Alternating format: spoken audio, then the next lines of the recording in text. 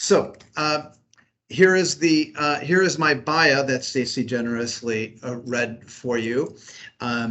Suffice to say, I've been in the IT industry now for 25 years, and I haven't always worked with financial institutions. I've worked with manufacturers, state and local government, higher education, healthcare, all of these industries. And so I do specialize in financial institutions, but I am comfortable saying that all of these different risks and their mitigations apply to everyone. And so I think that that's an important level setting. So first, let's just talk about cybersecurity risk and just get a little definition about that. You know, of course, it's any risk that's associated with disruption of the operations, damage to reputation, financial loss, and anything that that keeps the organization from its mission. And the losses, of course, can be monetary, but they can also be there can also be loss to reputation and market shrinkage. Or at least, you know, your market share as a business, which can then impact revenues and job loss and customer relationships. So the impacts of cybersecurity risk being recognized are pretty high and can be felt far and wide. So today, what I'd like to do is start off by understanding the variety of risks that are out there and talk about all the different types of risks that we as professionals consider and have to think about. And then we'll talk about best practices. What can you do about these risks? How can you manage them? How can you mitigate them? What are good, you know, mature companies out there doing? And then we'll talk a little bit about the threat landscape out there, what the trends are, what's happening. And as you can imagine, the trends aren't particularly great. I mean, cybersecurity is a growing risk, and it just keeps getting bigger and bigger for everyone, right? So, you know, having a cybersecurity program and an information security program requires constant vigilance and constant maintenance and constant pushing to keep one step ahead of the bad guy.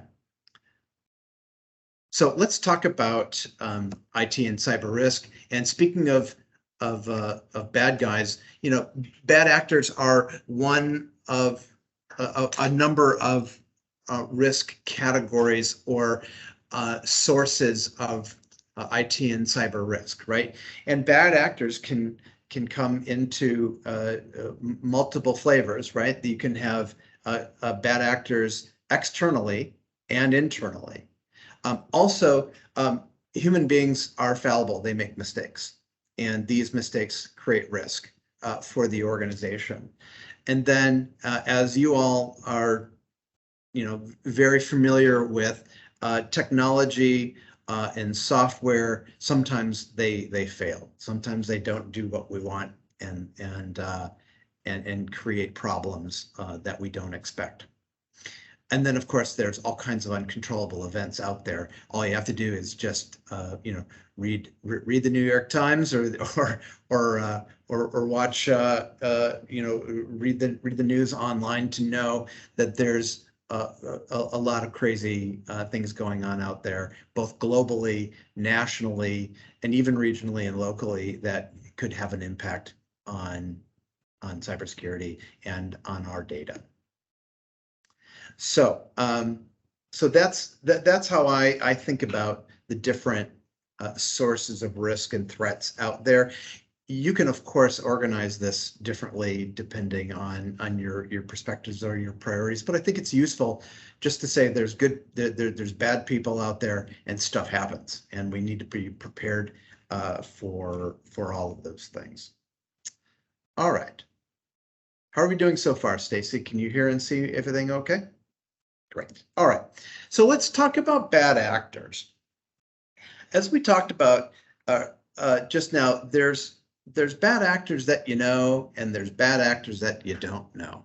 All right, so let's start with the bad actors that you don't know. This is what everybody thinks about when thinking about people who want to do us harm, right? And there's always going to be scammers and schemers who are just try to get something for free from the bank or from from the government or from whatever industry organization they interact with. They're always trying to work an edge, find a way in to beat the system, to steal money, and this is just a fact of life that there are those people out there, right? And then there are more sophisticated people out there who intend to do us harm. We tend to refer to them generically as hackers, and hackers can be individuals, and these individuals are motivated by all sorts of things, right? Back in the day, in the earlier days of computers and the internet, we would see a lot of individual actors that were trying out their coding skills and their knowledge of networks and computers and breaking in to organizations and just kind of flaunting their ability to reach out and touch you in a way that you didn't expect and didn't authorize. And it was largely motivated kind of by ego, right? Look what I can do. If you remember, there have been movies made about these hackers too, who try to do that, try to flex their muscle, and then they get in over their heads, right? But there's also hackers that mean to steal money, and they do it out of greed because that's how they make a living. There's also bad actors, hackers, individual hackers who try to make a statement, who try to exert power over their target for a variety of reasons. Maybe they don't like their political stance, or maybe they are angry at the way they were treated, or they think that the organization deserves it in some way. So there are these individual hackers out there.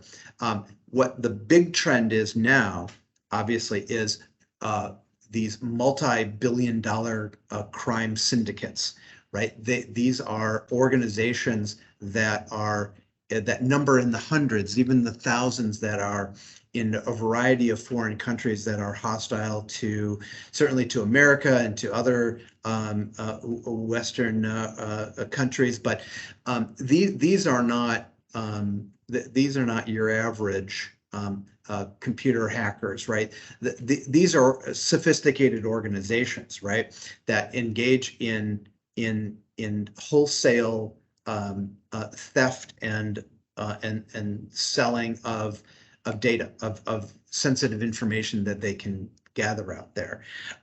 They can also be state sponsored. So if a country has as part of their foreign policy, or as part of their military wing of having a cyber warfare capability, or supporting terrorist cells to do this, they're able to pay large sums of money to these terrorist organizations, and I'm sorry, these hacker organizations, to attack nation states, to attack worldwide institutions, and also go after individual enterprises. And these crime syndicates, these organizations, these hacker organizations, they've got lots of people. They have floors of people that all they do is specialize in language, right? They know English really well. They can craft a phishing or a scamming email to make it sound like it's absolutely a legitimate native English speaking person from America. They know how to do that. They also have floors of people who are experts in business transactions, in finance, in banking, in manufacturing, in any number of business functions. That they're experts. They know how it works, so they're able to craft an attack like a social engineering attack, and we'll get into that in a little bit. That really use sophisticated methods, and they demonstrate deep understanding, and so they're very easy, or very difficult to detect that these guys are actually hackers. They're actually bad at what they do. So long gone are the attacks from the Nigerian prince who came across a gajillion dollars and now needs a safe place to hide it, right?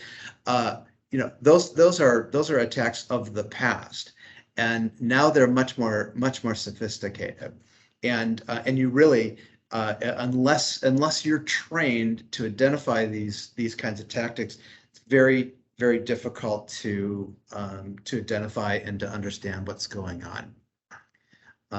Let me just stop there and ask if anybody has any commentary over these kinds of organizations, organizations that you've heard of that you might want to talk about.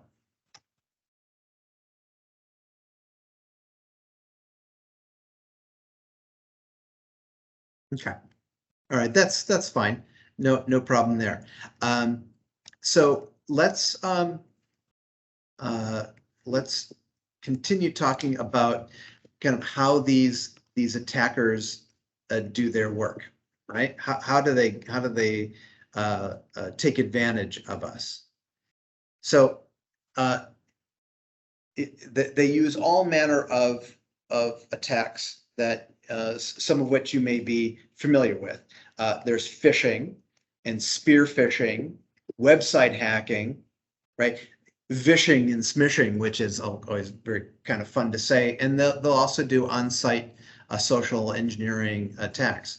Phishing, as everyone knows, is an email-based attack where they send an email that looks legitimate, looks like it came from somebody inside your organization. It's got the email signature on it, the email address, the from looks legitimate. You know the person, or you know that you have somebody at the company that is in charge of that, or it looks like it's coming from maybe a vendor or a service provider, something that looks legitimate. And these emails can contain attachments that say, please open up this attachment and let me know what you think, right? Or fill out this information in the attached form and send it to me. Well, what you don't know behind the scenes is that attachment has a little program embedded in it that gets downloaded to your PC, and then that little program sends a signal back to the attacker saying, hey, I just made it on this person's PC, and now that attacker can now access your workstation, and from there can get onto the network and really do the business that they are interested in, right? And I'm sure you get these emails, potentially all the time, right? And hopefully by now you're able to do a good job of recognizing what these phishing attacks look like. But I'm here to tell you that these are getting far more sophisticated. In fact, the very next one, spearfishing, is the next level of phishing and cyber attacks. A spearfishing campaign is, instead of the attacker sending an email to a large number of people, let's say to half the people at your company, they'll pick one person or two people to try to convince to open that email. And so what they'll do is they'll do research. First, they'll look to see if they have a target company. Let's say they're targeting your company, right? And let's say you have, like many companies have, a LinkedIn profile. And all the people that work for your company have a LinkedIn account, and they proudly announce that they work for your company, That's great. It's great for networking. It's a wonderful way to get to know people, but the attackers look at that information too. And they look at the people that work for you, for that target company, for your company, and they say, well, which people here have authority to make decisions? Which people here might be able to authorize an unauthorized, authorize a payment, or can would send us money, right?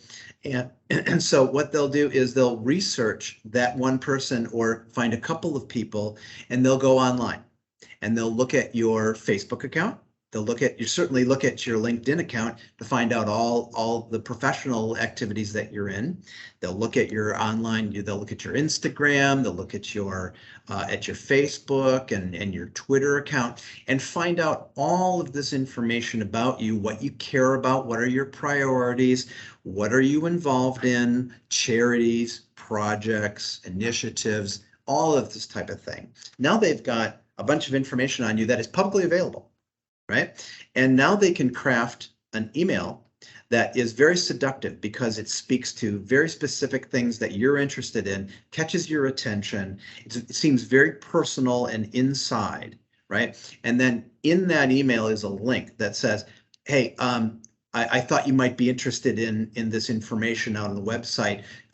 Here's a link to it, right? And if you get stuck, just use whatever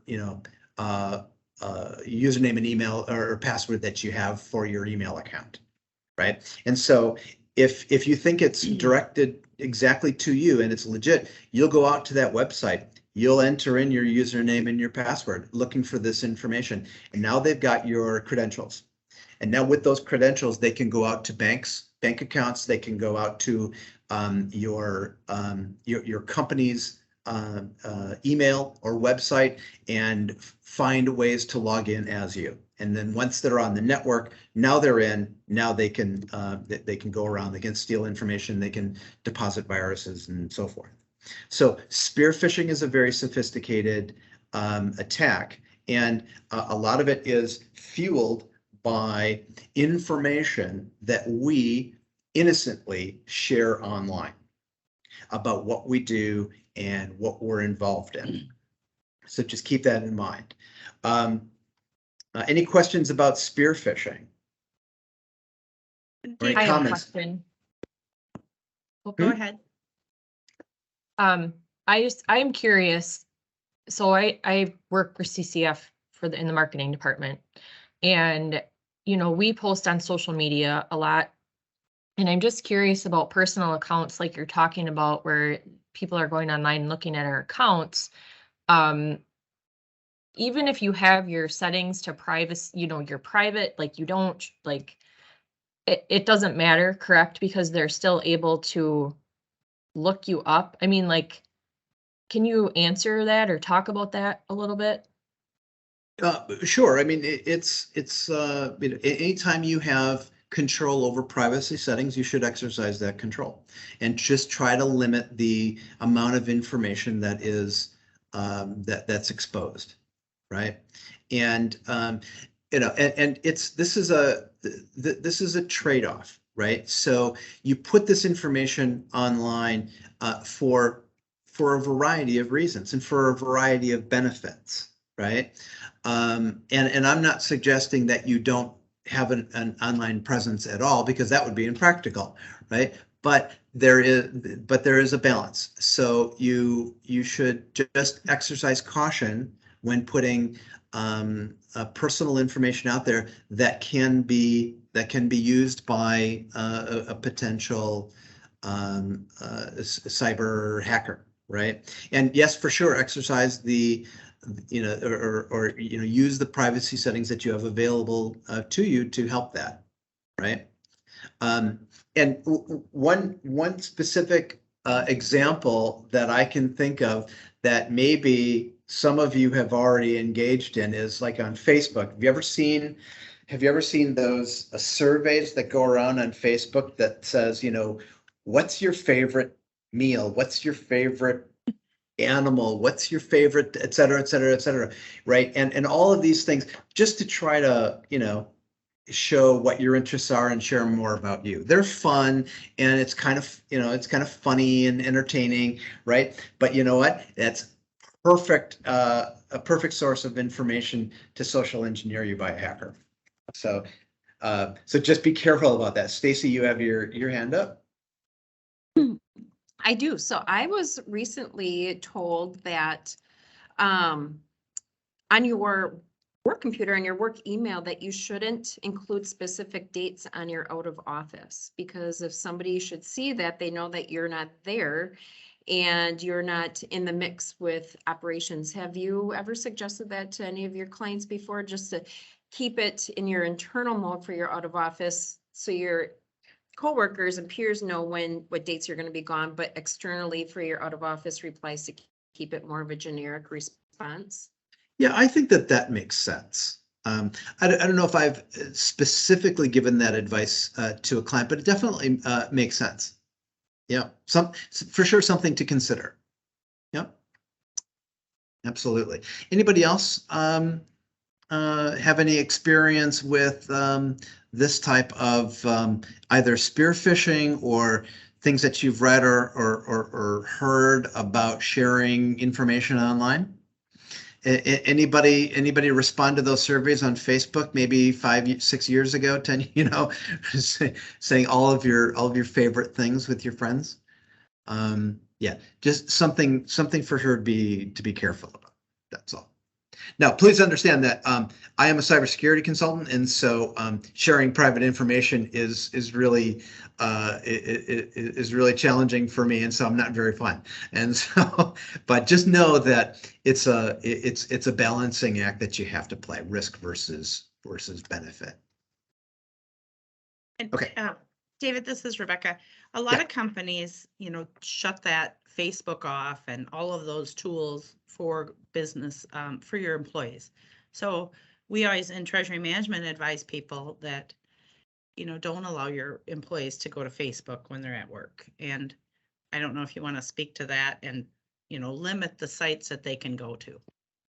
Yes, for a variety of reasons. For sure, you need to limit employee access to certain kinds of websites. One reason, productivity, obviously, right? If they're playing around on Facebook, they're not doing their work, right? But also having a social media policy is important, where you set expectations for your employees on what they should and shouldn't say about the company, about their job, right? And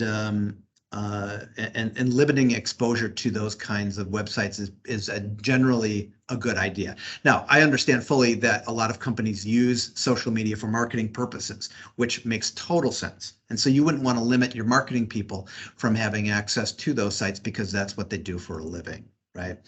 But those folks would understand what your social media policy is and what is appropriate to post and what's not. There are also risks associated with giving employees access to these kinds of fun websites from a data leakage perspective, from a data loss perspective. So social media is a great way to share information, share files and data and so forth, which if they can access these sites from their work computer, they can certainly offload some sensitive information from the organization. In addition to social media, this would also include access to personal email accounts like your Gmail account, right? Companies would do well to prohibit their employees from accessing personal emails for that very reason, because it's pretty easy to walk off with sensitive information, and other sites like Dropbox and file sharing sites like that. So, these kinds of standards and rules are frankly, they're table stakes for financial institutions. They get this very, very clearly. They're like, yep, we understand. But not everybody is there yet. And so, we'll talk more about that later in the presentation, but we can certainly mention that here. Okay, so let's talk more about how the bad guys like to get to us. Website hacking. So anytime that a website has a place for a user or an employee to enter in a username and password is a potential attack point, right? So having multi-factor authentication is important. And attackers will try to guess passwords or brute force passwords. Also, if there are vulnerabilities in your website, an attacker can inject dangerous computer code to try to take over the website and try to get onto the network. So I'm going to try really hard to not get overly technical here, but suffice to say that websites are targets for hackers, and if they're homegrown or custom made, they can really be vulnerable. And we'll talk more about that in a little bit. Phishing. So this is an attack where the attacker calls you up on the phone and pretends to be a customer or a supplier or someone in authority that convinces you to do things that they want you to do. Like, by the way, I understand, I'm calling from IT, and I understand that you're having performance issues with your flux capacitor. I'm calling to help you out with that. Can you go out to this website here? I'm going to send you a link. Can you go out to this website and enter in your username and password so I can see what's going on behind the scenes for you? Sounds kind of legit, except for the flux capacitor bit if you've seen Back to the Future. But the point is that they get you to go out to a website, a malicious website, download a payload, enter in credentials that they can then use to get access to the network. Basically, they try to con you. They're con men, right? That use this technique. Another technique is smishing. This is kind of a banking thing here, but using SMS messages or text messages if you do texting over banks. But even in the world of texting, if you're doing a lot of texting or instant messaging for your business, this is another way of attacking by sending a link over a text message. Say, here, go out to this website and download this file. Right? It's a great and efficient attack vector. And then lastly, on-site attacks. I wanted to spend a little bit of time on this because it really applies to everybody. So an on-site attack is where the bad guy actually goes on premises and tries to get on your network, and by plugging in a laptop or by setting up a wireless router that can connect to your network, where they intend to get onto the network and steal information or spy on information, spy on transactions. They're also potential threat to facilities, and depending on their motive, they may be interested in disrupting operations. And how they get on site is just through basic social engineering tactics, right? They'll go in through the side door, employee entrance, and they'll piggyback right in. And if they kind of look similar to the people that work there, and they have a backpack and they're dressed in business casual clothes and they just kind of look like they belong there, they can very easily walk right into the facility, find an empty office or find a conference room and just sit down and plug their computer into the network jack, right? And this is a very common attack that goes on. And what it does is it takes advantage of people's desire to be nice and to be helpful and friendly, right? Now, there are certain regions of the country where this is pretty easy to do compared to other regions where the people are a bit more skeptical and might be a bit more difficult to persuade, right? But I live in the Midwest, and there is something called, Midwest nice, right? And we're just trying to be as helpful and as friendly as we possibly can. And if you live in a big East Coast or West Coast city and you get our tourists from this region, you've seen this, right? You know what we're talking about. Anyways, the bad guys understand this and they take advantage of that. Or they'll come right through the front door and pretend to be a vendor, pretend to be somebody from the power company or the phone company, and they need access to your network closet to reconnect the flux capacitor, for example, right? And if they're coming in and they're wearing a work shirt and maybe have a name badge and maybe they're carrying a ladder, they look pretty legit. And so it's very easy to, our network closet's right here. Here, let me unlock it for you, right? And then they plug in, and then they've got access to your network. So very very common attack vector.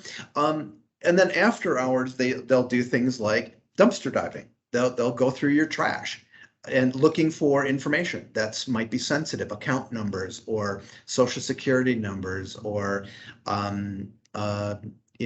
bank statements or financial statements or something like that, right? That didn't get shredded, that's just in the trash. Also, they can, there are ways to trigger automatic doors that are kind of triggered by cameras. That pretty easy to do that if you know how to do it. If they're around the folks that are coming in or milling about, they can have special technology that will clone a badge that give you the same access as that person that was carrying the badge. They can then use that badge to access facilities, right? And of course, there is always good old-fashioned lockpicking. So these are very common physical security attacks that happen all the time that we need to be aware of. Okay, before we get into bad actors that you do know, let's just stop here and talk about just to see if anybody's got any questions on some of these attack vectors from the bad guys that you don't know. Any comments or lessons learned or experiences that you'd like to share?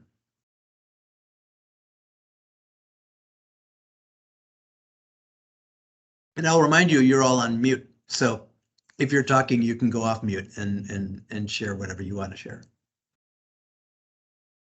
This is Bob with the Treasury Management Department here at CCF.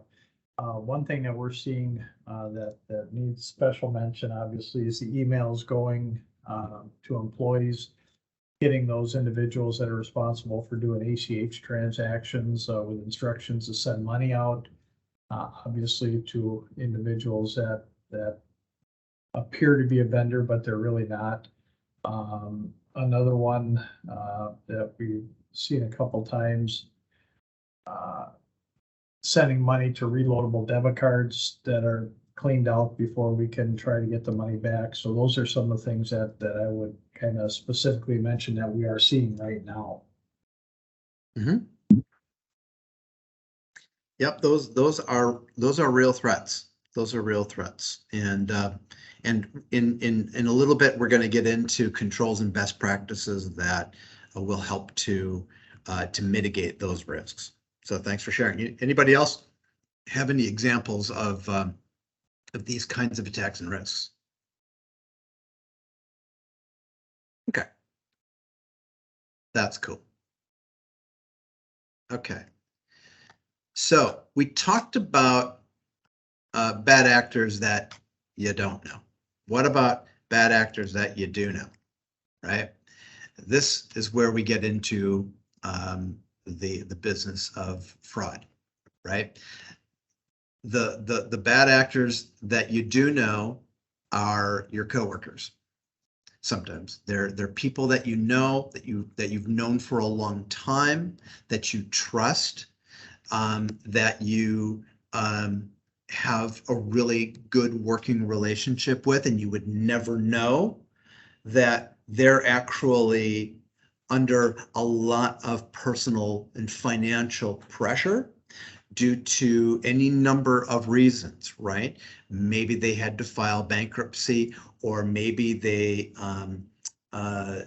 maybe they've got certain habits that require a lot of funding, right? Maybe they get themselves into personal debt with people that are very demanding, and they have these kinds of personal pressures, or your colleagues, people that you know, may have grievances against the company that you work for whatever reason. You can use your imagination to come up with why somebody might have a grievance, right?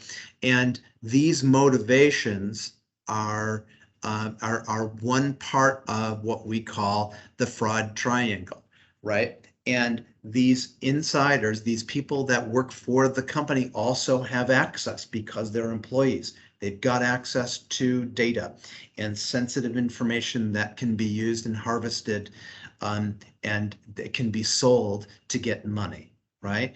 Or they've got the ability and the knowledge to use their access to execute unauthorized transactions, to embezzle money from the company, right?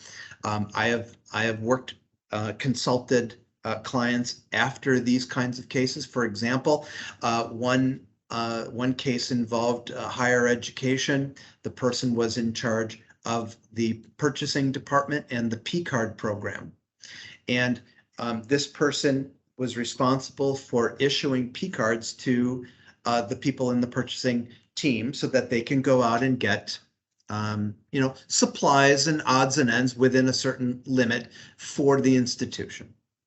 And then they would issue their report, or the expenses would come in, and this the person in charge was responsible for mapping all of those transactions to the GL. Well, this person had their own card also, and was also responsible for mapping those expenses to the general ledger. So guess what happened? Nobody was watching them, and nobody was paying attention to the purchases that came across their card. And it wasn't until we came in and did an audit, where we're auditing the P card program, to find out that this person was financing trips and vacations and cars and all manner of stuff, because they could, right? They had the access, they had the ability to do that. And I've got a number of examples where that's happened, where the bad actor had too much access and not enough supervision. They were poorly supervised, and left kind of on their own because they were trusted. They're longtime employee, been there forever, trusted them implicitly, and here they are,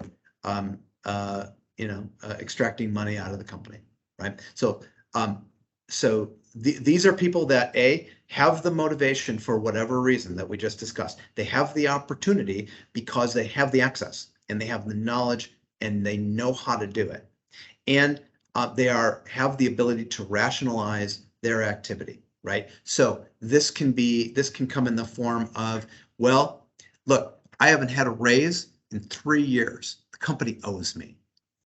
Right. Or the company is so big and has so much money, they'll never miss it. Or my boss is so rich and such a jerk that I'm going to fix him. Right. And they have this ability to rationalize their behavior, and that allows them to do the fraud, to commit the fraud. Now, the typical fraud cycle here is that when someone is going to commit fraud, they will typically start with small transactions, very small, that fly under the radar, that might not get noticed. Or if they do get noticed, they can just chalk it up to a mistake and say, yeah, that was my mistake. I missed something and it won't happen again. Now people are watching. But if nobody catches it, then they tend to elevate and to go bigger with larger transactions that to see if those get caught. And then they're able to find ways to cover up their tracks just in case somebody, does notice it, that they won't be able to pin it on them. And then eventually they get overly greedy, overly cocky, overly confident, and they expand the size and frequency of these transactions to the point where it's ridiculous. And until finally they just get caught. We had a client that that had too much access and had a bit of a shopping problem. She bought way too much clothes and trips and cars, and she defrauded her company for years to pay off this habit. And it got so obnoxious that she bought clothes and stuff that she didn't even pick them up at the store. They never even opened, right? They were still in the box, still in the bag, right? Still with the tags on. Never even took possession of them, right? But it was a compulsion, right? And so it got so big and so obnoxious that finally the credit card company said, "This sounds very weird," and contacted the president of the business going, "What's going on here?" And that's how they found it. That's how they found her out. And so she just took it too far. There's loads and loads and loads of these kinds of examples out there. But I think it's important to know that this is a risk from within, right? Now, another category is stuff happens, right? Technology breaks, right? Things go haywire sometimes. People make mistakes. They fat finger in the wrong value, or they they write their password out on a piece of paper and put it up on their monitor so that somebody can use it. They accidentally will delete data or run a program that accidentally deleted data. Somebody's walking through the computer room and will accidentally, kick the power cord out of the rack, right? And then everything goes dark, right? That kind of stuff really does happen. And kill switches get thrown. I got a client that they had their computer room. They had their computer room right in the middle of one of their main floors with lots of people around, right? And so there's lots of cubes and desks and offices around, but in the middle, there's a computer room that you needed to get in and out of to get to the racks and so forth. And they had a big red button right on the side of the wall on the outside.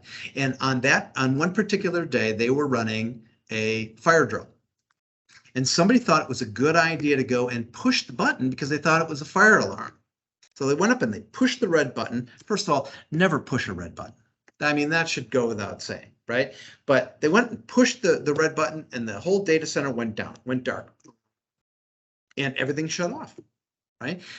Dumb stuff like that happens, right? And so we have to understand and plan for those kinds of things and put mitigations in place. Okay. Anybody have any juicy stories about stuff happening that by accident that really didn't help matters?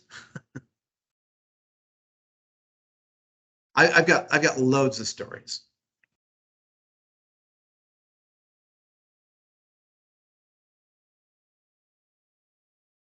Maybe it's too embarrassing to talk about, but I had another client that had a small computer room, and they had an air conditioning unit hanging on the wall in the computer room. And what happens with air conditioners? What do they produce? They produce condensation, right? And so they had a tube that went they had the drain tube going out to the outside wall and down the exterior of the building wall. Now this is in Wisconsin, okay? And all the way down to the ground, they had this tube. And one day we had ridiculous rains. I mean, just terrible rains and flooding. And water flooded around the bottom of this tube. And as you know, water would start creeping up the tube, and they came all the way up into the air conditioning unit and started spewing water all over their UPS and their rack. Suffice to say, it was not a good day for them, but dumb stuff happens. So it's real. Okay, one last risk area: uncontrollable events. you know, you can't be alive today and not be aware of the wars that are going on, the political strife, both in this country and abroad. There's hurricanes, and there's global warming, and there's fires, you know, all over the place. A lot of crazy stuff going on out there that we really can't control. And we just need to prepare and understand that these events could happen. They could happen to us. And that there are these risks that that need to be managed.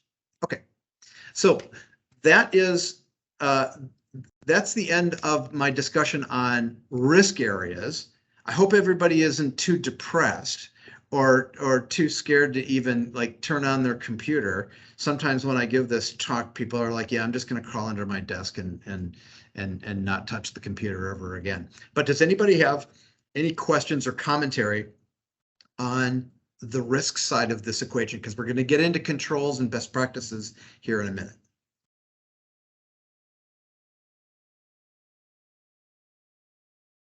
I'd like to encourage you to participate in any way that you can. David, do you have any advice for, you know, especially coming off of COVID? I think we all learned to work remotely and VPN and just have a lot of devices to work a lot more flexible life schedule and life balance. Do you have any advice, knowing that we have, you know, our phones and our laptops and our desktops and everything else to maintain that security? Mm-hmm. For sure. What you're speaking about right now is endpoint security, right? So making sure that our laptops are hardened, meaning that all the security features and controls are enabled, and that that we're using secure remote connections like VPN, and that you know, that there's monitoring going on over those remote connections. And I think that employees need to be trained that their work setup at home should be in a place that doesn't have a lot of foot traffic around them that can potentially be exposed to sensitive information, PII, right? Personal information. And so you know, this kind of training is important, and we'll get into endpoint security here in a minute, but definitely more and more people are working remotely, and I think that refreshing policies and procedures and training is important, and you know, and teaching people that it's probably not appropriate to, you know, be executing business transactions from a Starbucks, right? Where you're using a public network, public Wi-Fi, and doing sensitive things, right? So yeah, these kinds of controls are really important. Okay. Well, if nobody else has anything, let's get to the controls and procedure side of things.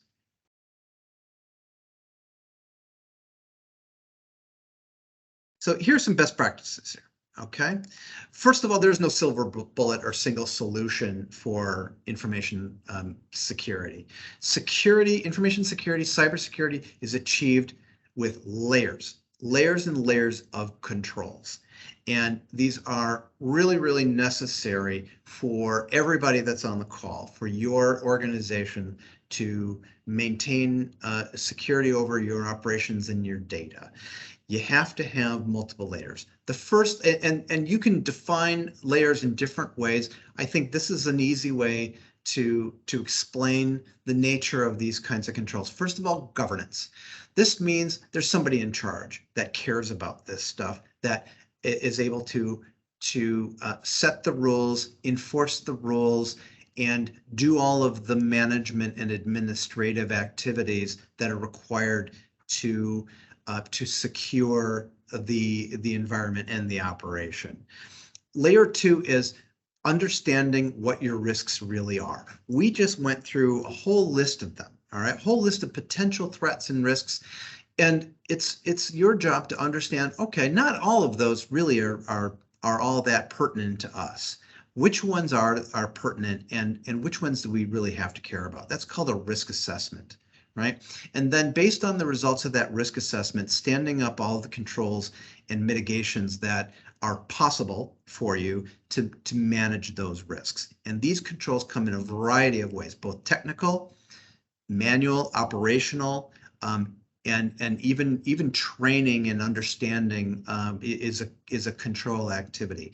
And then the fourth layer is monitoring the results and the effectiveness of your controls. How well are our controls working, and are we detecting any other risks that are getting around our controls, and what are we going to do about that? All right. With the governance idea, it's important to start at the top with a cybersecurity program. This includes your security and technology policies, your conducting that risk assessment, preparing and documenting your incident response and business continuity plan. We're going to get into this in a little bit later in the presentation, but having these procedures and policies documented is really one of the first steps to achieving a layered approach to security. Understanding where your data is also important. Having data flow diagrams that are current, that show where your data is, where it's stored, where it's going, and what systems are touching it, and what people and what entities have access to that data. And that requires having hardware and software inventories. And then we recommend a data classification policy. Not all data is created the same. There's some data that's public, but there's some data that's very sensitive to the organization that you don't want anybody but a select few to have access to, and that's okay. But you need to have a data classification policy that says this information is sensitive, this is not, and the sensitive information we're gonna manage in such a way, right? Like encryption. We're going to, sensitive information might need to be encrypted. So having an encryption policy that corresponds to your data flow diagrams and data classification really is a winning combination for knowing where your data is and how to protect it. And these policies and procedures and diagrams need to be constantly reviewed and updated as your environment changes. Because if they're out of date, they're less useful for you. So it's important to keep this stuff. And this is what I mean about the governance side of things. You need people that are going to make sure that this happens, right? Assessing risks is, as we said, the practice of understanding what those risks are. And it starts with identifying what are your most important assets, so that you need to protect. You need to protect, obviously, you need to protect your people. You need to protect your building and your equipment. You also need to protect your data. You need to protect appliances, or you need to protect your reputation, right? Your standing in the community. All of these kinds of assets need to be kind of listed, and you start with the most important assets, the most sensitive, the most valuable assets, and you ask yourself, what are the threats that could impact that asset? What's the likelihood that it's going to happen? And if it does happen, how bad is it? And based on that, you can then start to prioritize the assets and threats, saying, all right, we're going to our data is a big asset, and we know that antivirus or viruses and ransomware are a high potential threat. So we're going to put controls around that risk, and that's what you do. Now, you could say you could have a low risk asset. I don't know. Let's say a printer, right? It's important, but it's not a showstopper if it fails. Okay, so maybe you don't put lots and lots of controls around that particular printer. Maybe you buy a service contract and keep it running, right? Then identifying vulnerabilities that cyber criminals can exploit is also part of your risk assessment. And these are can be found on your network, they can be found on your applications and your devices. And Identifying those vulnerabilities and patching them is part of this process. And then when you've done this analysis and you've considered all of the controls that you have in place, then you're left with what we call residual risk. And the residual risk is really what you need to focus on next, is what controls are we missing? What controls do we need to put in place to reduce this residual risk? And it may just be that, yes, we have a little bit of residual risk, and to get rid of it completely, it's going to cost way too much money, so we're just going to have to accept the risk, and that's okay. But if you do it as part of an analytical process, then that's documented, then you can you can exercise that judgment and feel confident about it. Okay, controls and mitigations. Now these are technical controls that we've thrown around, and I don't want to get into a lot of detail about this because I don't want this to be a highly technical presentation, but securing the perimeter, both physical and logical. We talked about the ability to pick locks and trigger doors and all of this. So modern locking devices, key card access is important. Multi-factor authentication. You put in a code. You have a thumbprint or something like that. You protect the perimeter with video surveillance and alarms, and then your internal, your logical perimeter you protect with, of course, firewalls and antivirus, intrusion detection. These are all tools that you can bring to the environment to protect from unauthorized access from those intruders. We talked about physical attacks on site, right? On-site attacks. This is where visitor validation controls and procedures become very important. How are you identifying your visitors? And are you making sure they are who they say they are and that they have valid business?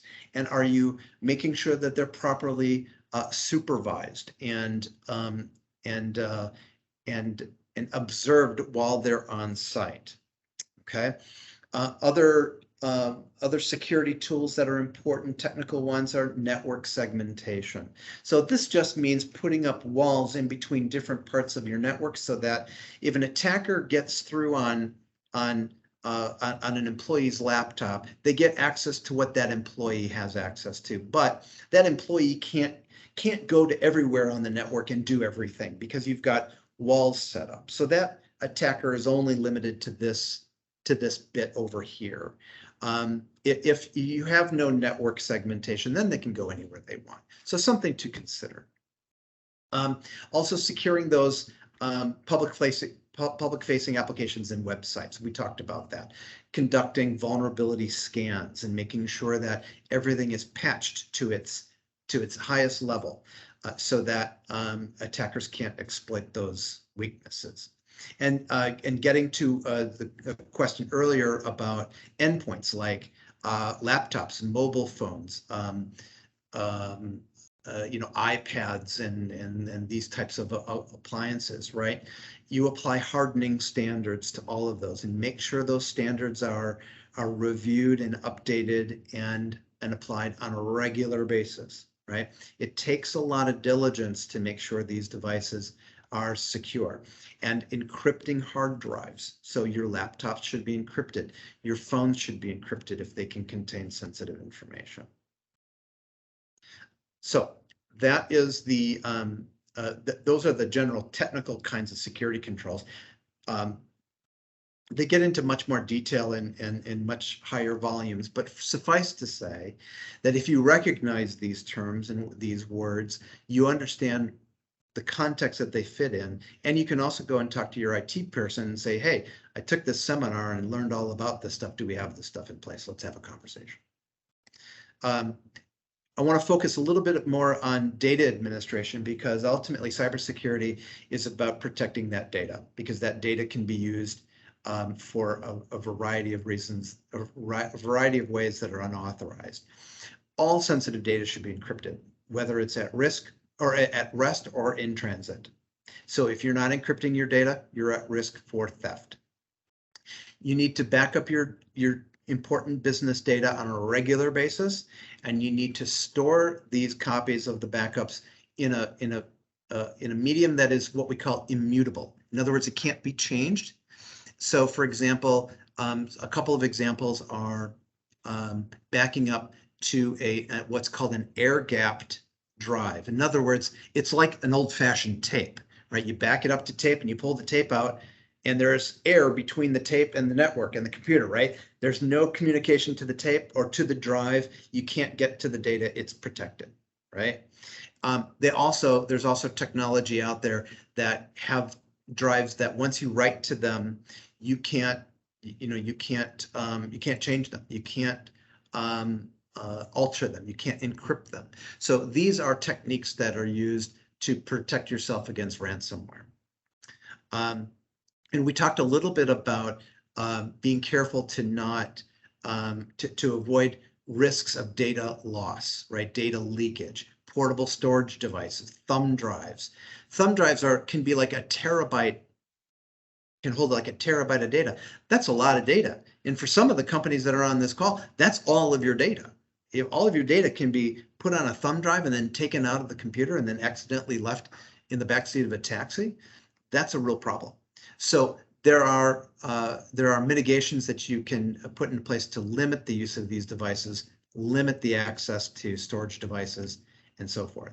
And then, of course, monitoring email is important because you don't want sensitive information to be included in email. And there's all kinds of tools and appliances that can help you achieve that. Internal access. We talked a lot about fraud a little while ago. To protect against people having too much access, we need strong authentication controls, username, password, complex passwords, and following the path of least privilege. This is giving people access to just what they need and nothing more. Giving people complete access to everything is risky business, because then you get into segregation of duty issues where somebody can execute unauthorized business transactions and cover their tracks. And we can talk at length about that. But suffice to say that using roles and profiles that limit that access is a best practice. And of course, multi-factor authentication is important because it's not just knowing what your username and password is, because passwords can be broken or cracked, but if you have a token device, it's something that you have, or a thumbprint, something that you are, adds another layer of security. And then finally, there are some people in the organization that need to do lots of things like network administrators or certain power users, right? You have to give them a little bit more access. Or if your company doesn't have a lot of employees, people have to be given a lot of access to do their jobs. And sometimes you can't do anything about it. So this is where you want to at least limit it to the extent you can, and then monitor that activity as it goes on, right? And other kinds of things you can monitor, from a security standpoint, monitoring the, user activities such as, user accounts that have been created, monitoring, multiple failed login attempts, because this could be a sign that somebody's trying to crack into the network. Also, this is getting back to your VPN question. It's important to monitor the use of VPN activity and remote access to know who's authorized remote access in, and periodically reviewing when are they remoting in and working. Are they working in the middle of the night? That seems kind of unusual, unless the person's the third shifter. That's fine, but you want to look for this kind of strange activity, right? Are they running unusual transactions, or are they trying to exceed limits? This is the kind of user activity that you'll want to try to monitor and have flags jump up that might alert you to potential unauthorized activity. Finally, on the user side of things, one of the best things that you can do for yourself is training and instilling discipline, teaching your employees how to spot social media attacks, or I'm sorry, social engineering attacks like emails and phone calls, and how to handle visitors, how to validate people when they call, verify their identity and verify who they are and what business they have, how to set strong passwords. If you'd like to talk about how to set strong passwords, we can certainly go on and on about that, but suffice to say, we recommend, hold on to something, we recommend network passwords be 14 characters long. I know that that's a lot, but there's something very magical that happens when you get up to that length of password. It makes it almost impossible to crack in a brute force way. That is, of course, provided that you're not using easy to guess passwords. Like your password's not password 1 exclamation point, password 1 exclamation point. That's pretty easy to crack because it's pretty easy to guess. But there are rules around passwords that we recommend, and length is certainly part of that. Okay, another major control area that is important to keep eye on is managing third-party risk. So there's a lot of risks that comes from vendors. If you have a vendor that has your sensitive information, there may be breaches at the vendor level that could impact you. And the vendor's practices and due diligence and security and controls are very, very important if they are managing your company's data. And something that is important is your due diligence processes when you're onboarding a third party and you're writing in terms of your contract. Make sure to include the terms for data security, data privacy, right to audit, all these kinds of controls, and of course limiting those vendors to sensitive information. One last thing about vendors is be careful about fourth party risk. This is where your vendor has a vendor of their own to help them manage operations. So for example, you may have a vendor that that hosts software for you or systems, like software as a service, for instance, right? Well, they may have a data center that is controlled by another party. And so that person's risk, that fourth party's risks now become yours.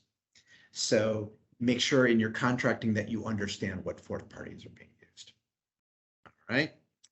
And then the last bit here on the areas of controls is preparing for the worst, right? So preparing for a cyber attack with an incident response plan and procedure, building in resiliency for ransomware, like we just talked about with data backups, and also developing business continuity plans that predict major events from happening, or predict major events that may happen and what the organization is going to do about that, and what are your procedures to protect your people, protect your property, and your data.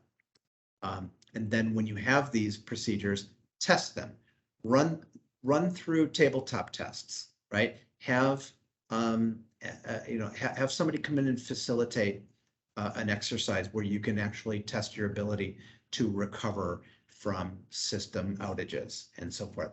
Because until you test, you don't really know whether or not you have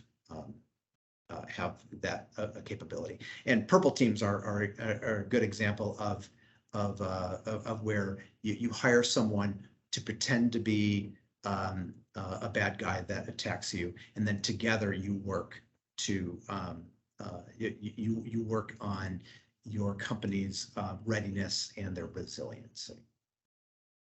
So I'm going to stop there. That was a lot of information. I did spend a lot of time talking about risks because I think it's important.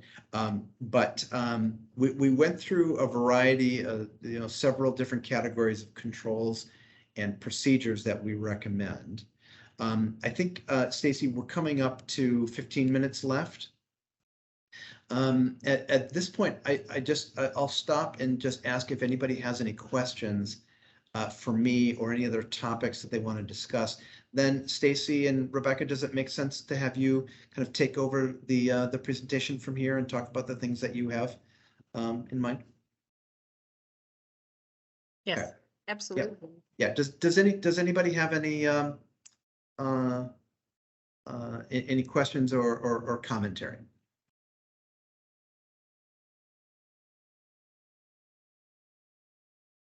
You know, David, sometimes when you use live examples of what can happen to people, I know we might be running short on time here, but I think about some of the stories I've heard of just like horror stories of happening to businesses and $500,000 being lost in a small little church fund up north. Right. Things like that. I think if there's a few examples you could quick talk about a minute or two, that if you can think of any that you've experienced, because those are the things that really hit home. We work hard. Everybody's, you know, moving quick in this world today, and clicking on the wrong thing, the impact. I know you talked about it, but there's just, I hear horror stories of examples of very large companies having ransomware take over and That's right. being held hostage for $8 million. And we hear it all the time.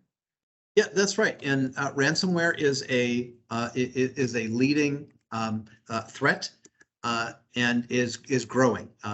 You know, statistics are showing that ransomware attacks are becoming more and more sophisticated and are happening more frequently, right? So a ransomware attack is, you know, it starts with a virus. It starts with a social engineering attack that gets you to download a virus or to open up a file that's got a virus on it.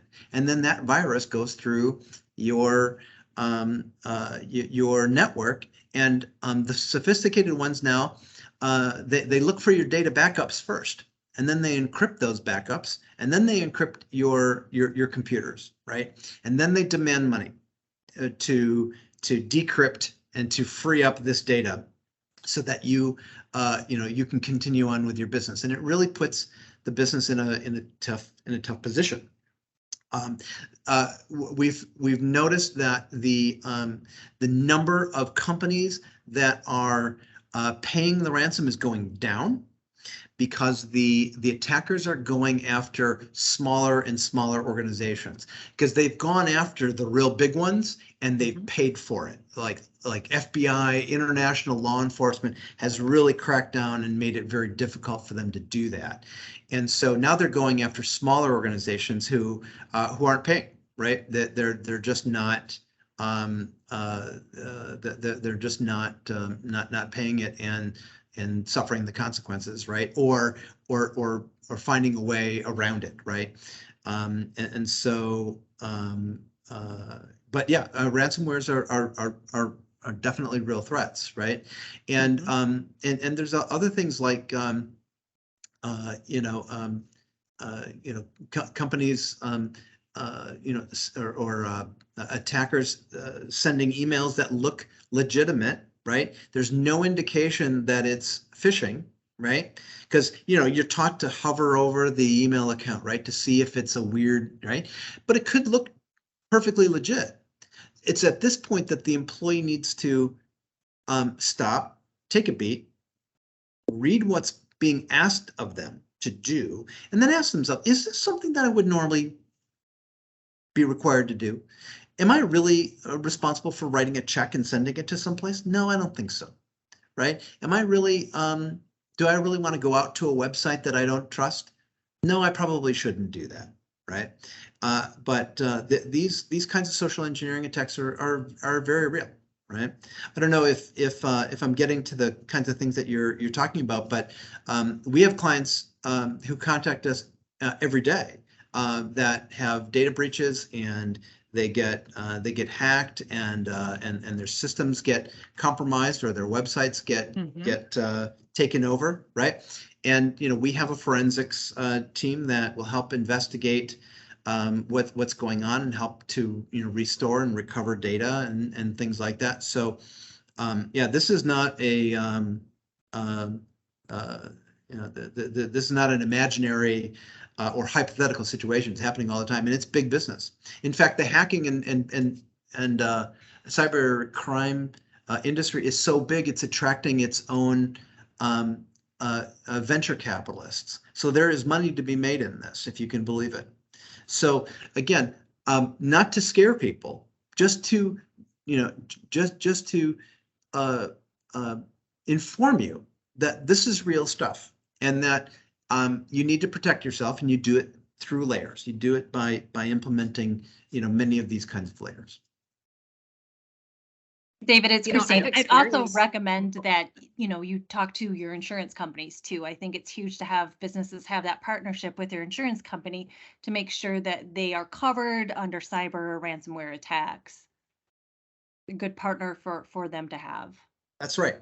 That's right. And cyber and insurance companies are getting more and more strict when it comes to their cyber liability insurance. They want to make sure that you are doing everything you can to prevent the impact of an attack. Like, you are backing up your data and you're protecting your backups from it, right? From attack.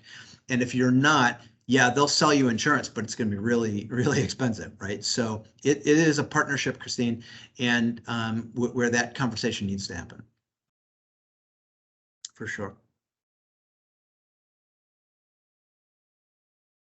Okay, so yeah, so I think it's probably a good idea to end my presentation here. I did have some statistics to talk about, kind of the trends that are going in there, but we talked already about a lot of that, right? So particularly when I work with a lot of banks, right?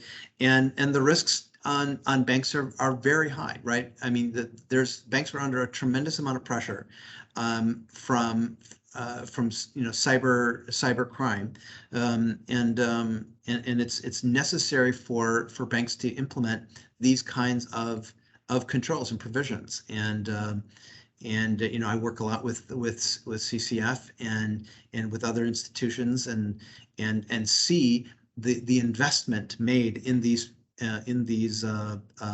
methods and procedures and controls. So if you are in an industry that's not under that kind of pressure, right, that's good for you, but just know that there are risks out there that do need to be managed, right?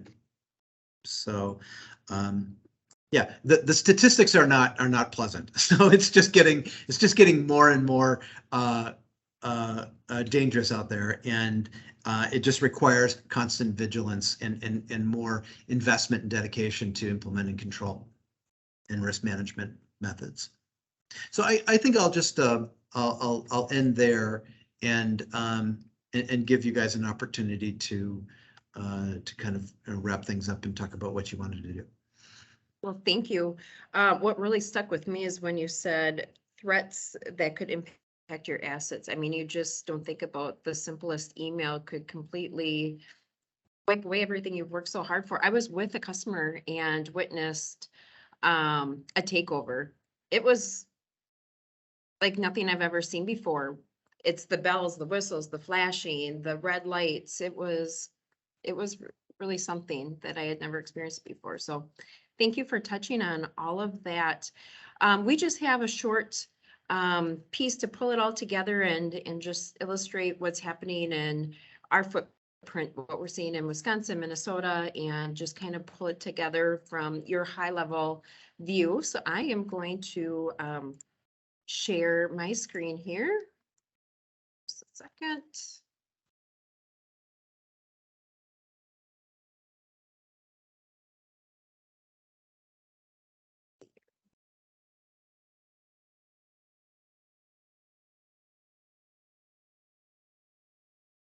All right, can you see my screen? Yes, we can. Okay, perfect. So what I just want to ask everybody, this is a Slido. So if I'd invite you to join in, you can use your QR code to scan with your phone or go to slido.com and use the code there. But just really curious, we see, like David mentioned and I mentioned earlier, in a financial institution, we see so much fraud and it's daily, and we see the struggle and have so much empathy for all of our customers that we help walk through and try to recoup from that. So, you know, there's just so much, there's so many ways that it's affected, you know, as you can see, your violation of privacy, just on a personal level, my husband's wallet was stolen. You just feel like now they know everything about you, you know, and when you have a company and they're inside your computer and really digging around and in emails, they know everything about staff and about your company.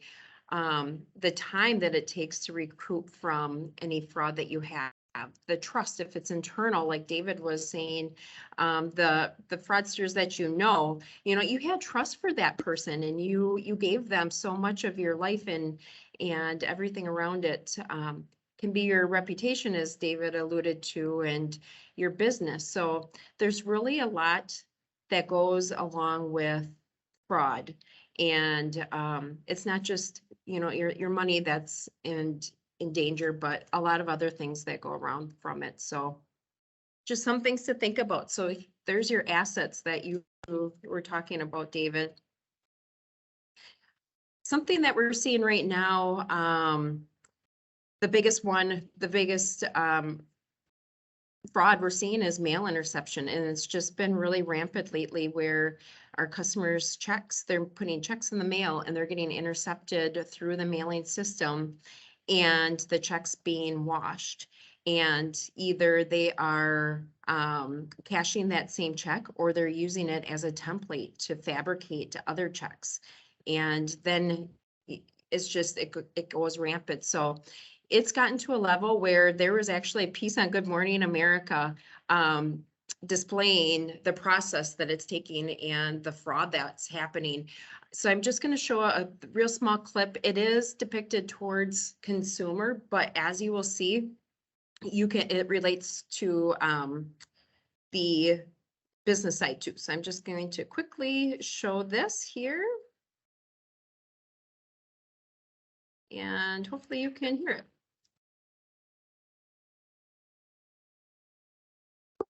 Here we go. Sorry about that. Oh, I had it all ready to go. That's what I get for being organized. There's also a setting in Teams where you may need to select share the audio from your computer. Here we go.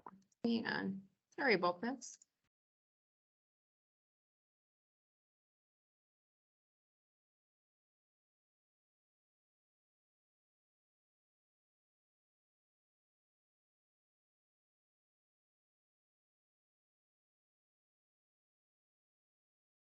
See here.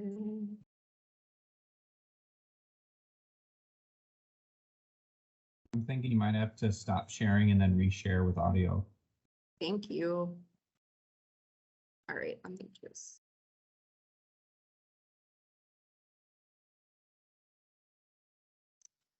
Okay, I'm gonna try it one more time. There's a group of people that are on this call that I know their businesses have experienced this check washing, and a lot of people don't know what it is. So I think showing this video makes a lot of sense. How they do it. Perfect. All right. Let's start this over again.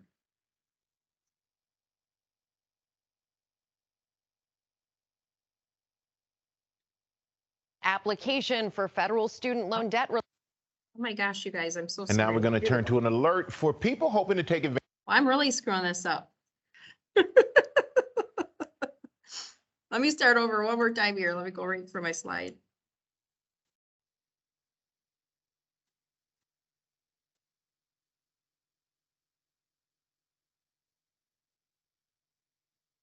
One last attempt and we'll move on, but it is a really good video. In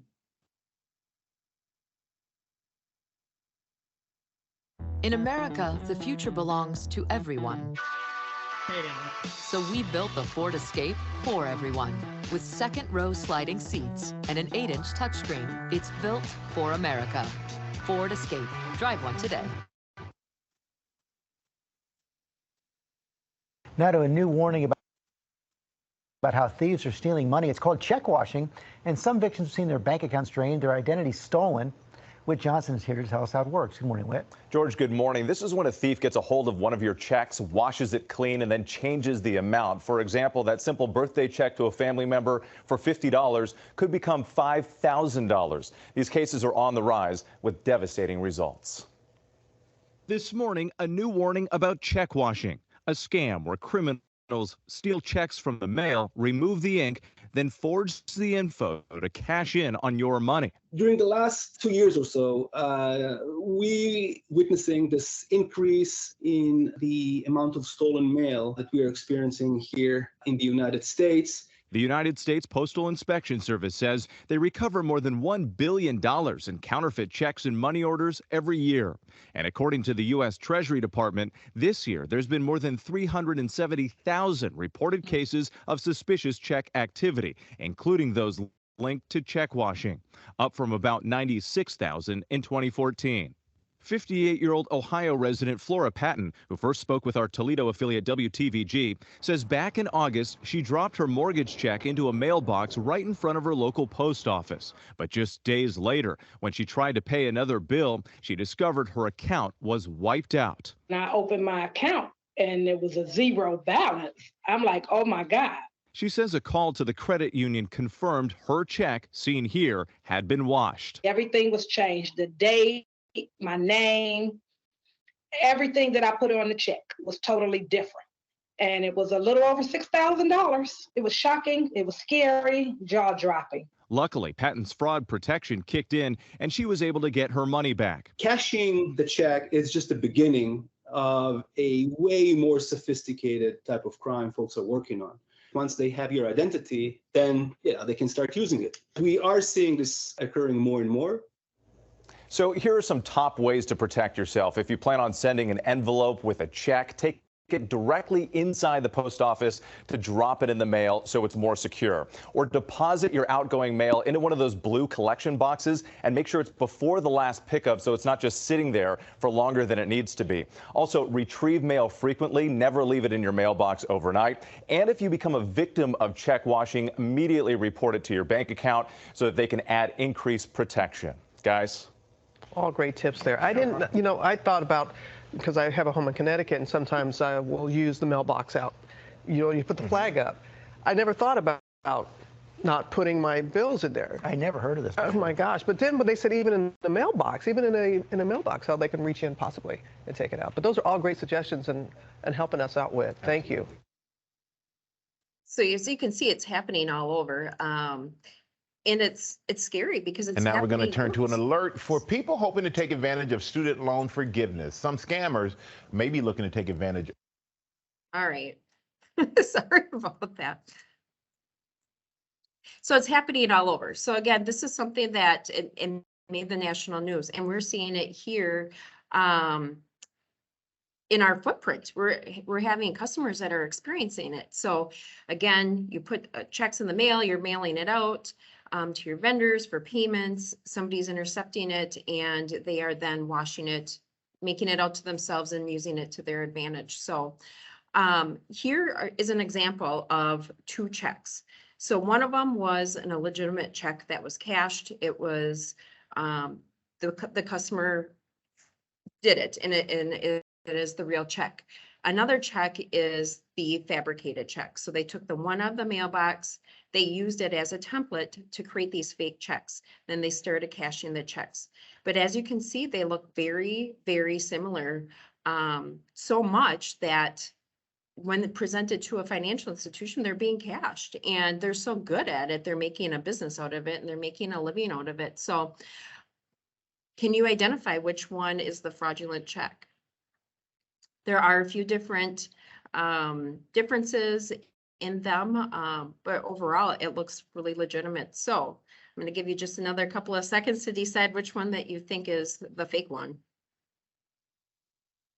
And then if you go back to your Slido on your phone, you can enter in which one that you think is the fake one. Curious how good we all are in identifying check fraud. B, is anybody else?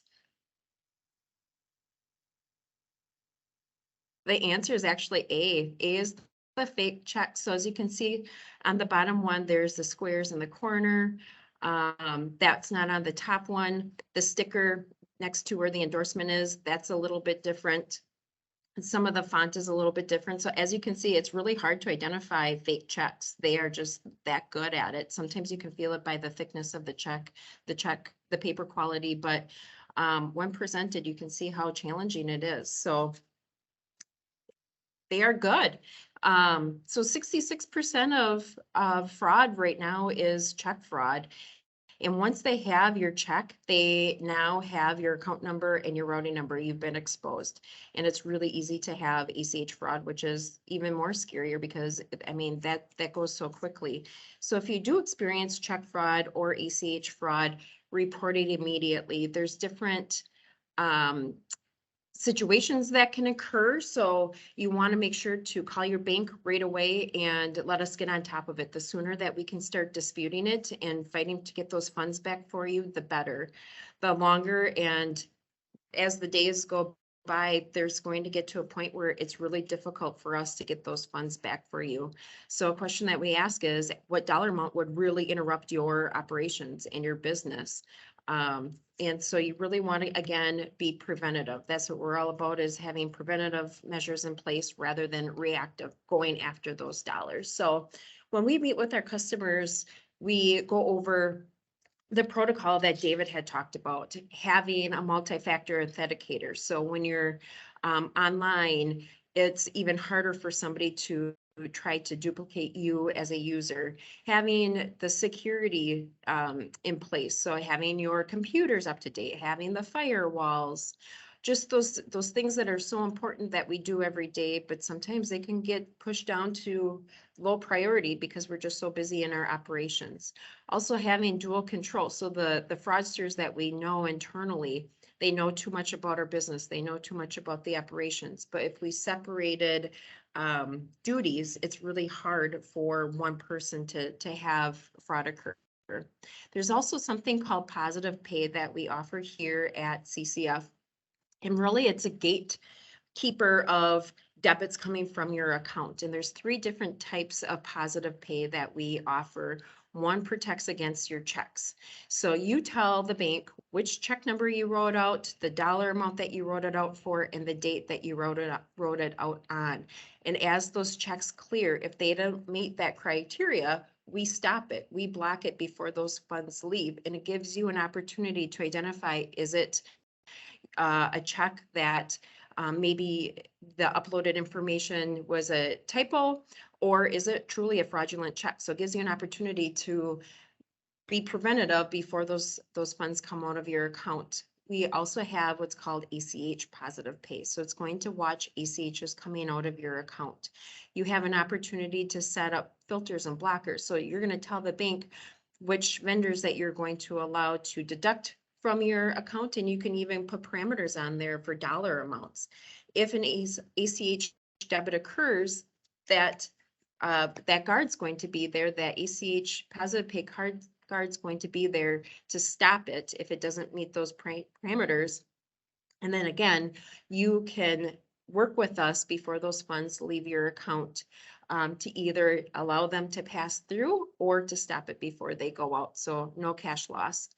And then there's something called reverse positive pay, where any debit that occurs to your account, you are notified. So in the morning, you're going to get an email saying, hey, business, we have these debits trying to post to your account. Take a look at them and validate which ones are ones that we should allow through, or are they fraudulent? Should we stop them, return them before you have a cash loss? I really encourage you to take some time.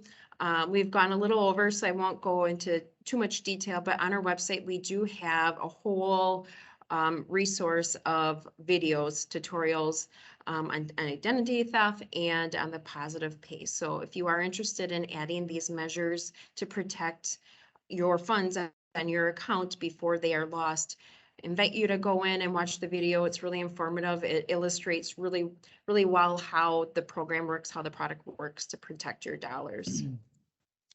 And just like David was saying, punishment for fraud and recovery of funds are so rare. Prevention is the only viable course of action. So that's Catch Me If You Can, Frank Abigail. That movie is so well known.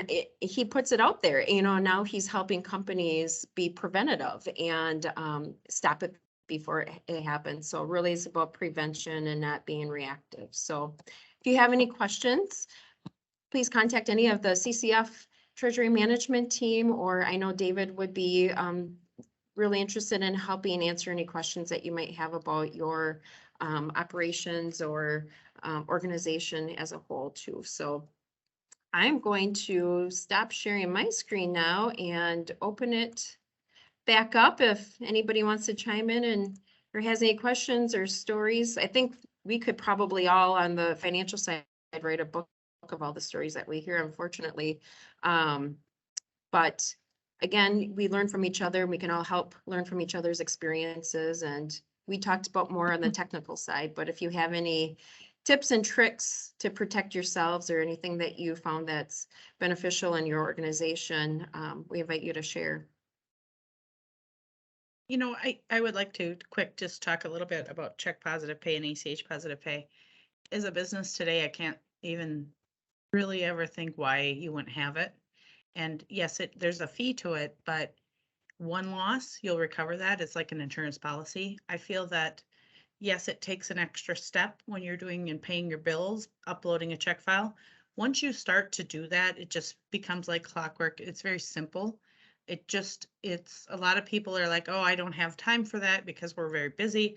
Once you do it a few times, it becomes just like human, just natural. So if you ever wanted to, if you don't have it, you want us to talk to you, just try it, because it's not, if fraud happens, it's when it's going to happen. It's going to happen. And all we can do is educate our businesses, and we're here to answer questions. A lot of things when checks come in, ACHs, we have 24 hours to say, we have to return them in 24 hours. And if not, the business actually gets stuck with that, and it's a loss to the business. Checks, there's sometimes more time. And if you don't look at your account every day and a check comes in, we only have a certain window to return that. And it's not that we don't want to help you and save your money, but if we, as a bank, if we accepted all the losses that we see every day, we wouldn't be in business. So it's really scary stuff, but we appreciate all the time. Stacy, David, I didn't mean to interrupt. So if there are other questions, feel free. You've got the experts on the screen right now.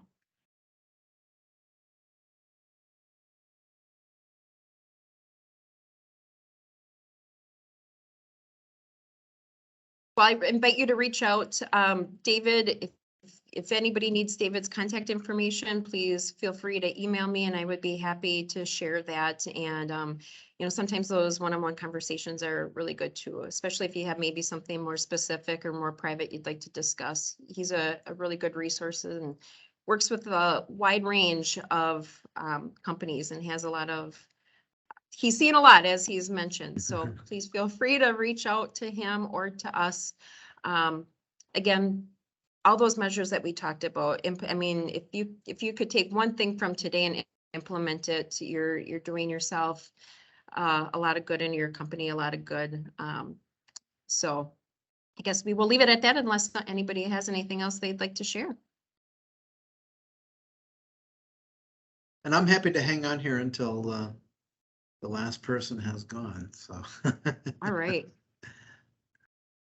The example of the check, we're really fortunate. Our customer does have positive pay, so they were able to, not lose those funds and not have to be so reactive and put that fire out to reopen an account with all these, you have your taxes tied to it and everything else, the IRS.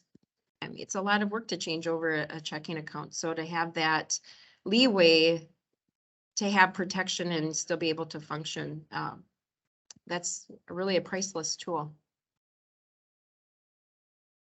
Absolutely. In my former life, I ran an organization and we had somebody tapped into our phone line and they were calling customers. I mean, this was a long time ago before the sophistication there is now, but collecting credit cards from customers using our phone line. The reputation is, you can't get that back, but you can't get the trust back from your customers either. Yep. They just don't understand. They feel violated and it's just really hard to get that back. And I feel like once that fraud was in your computer, you almost never had trust for that computer again, in that system. But again, that was many, many, many years ago, and we've learned a lot since then, but. Seeing some thumbs up for positive pay in the comments. So Melissa and Leanne, thank you for that. Yep, that is that's definitely something that we recommend.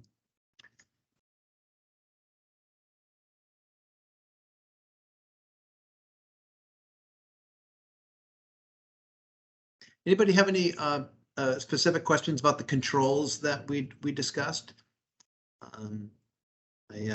I went through some of the technical stuff quickly, not wanting to bog down the discussion in at the level of zeros and ones, but happy to talk about those kinds of methods.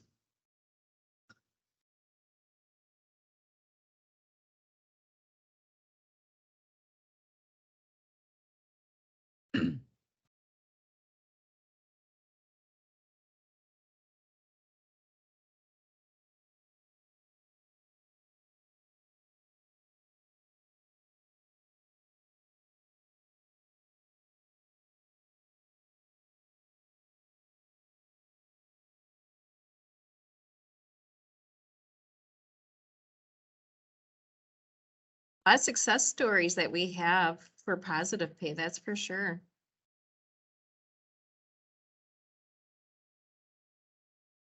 Checks are just, so I bought my son a birthday present and it was from a vendor in Florida and he asked me to take a picture of my check. And once he got it, he put it in the mail to avoid the credit card fee. And I said, that's okay. I'm okay with paying the 3% on my card. I don't really use checks anymore. I mean, the couple of bucks that I was charged for using my credit card is priceless compared to taking texting a picture of my check and sending it to a guy in Florida. So even personally, I don't use checks. And as much as people think online is not safe and the mail is far more dangerous, businesses should try to utilize ACH as much as they can. It doesn't, ACH for their payroll, their employees don't need to have all their account numbers. And sometimes it's usually when there's fraud, there's always been something left on the table that happens and you don't think about it, but it's too late once it happens. So, and we tell people maybe doing ACH is better than putting a check in the mail and paying your bills. So, and it's actually cheaper instead of putting a stamp on it. So, and your time, right? Correct. All right. Well, thanks, Stacy. Yes, thank you. Thank you, David. Appreciate it. Appreciate the content and your time. Thank you, everyone. My pleasure. Thank you. Thank you. Bye.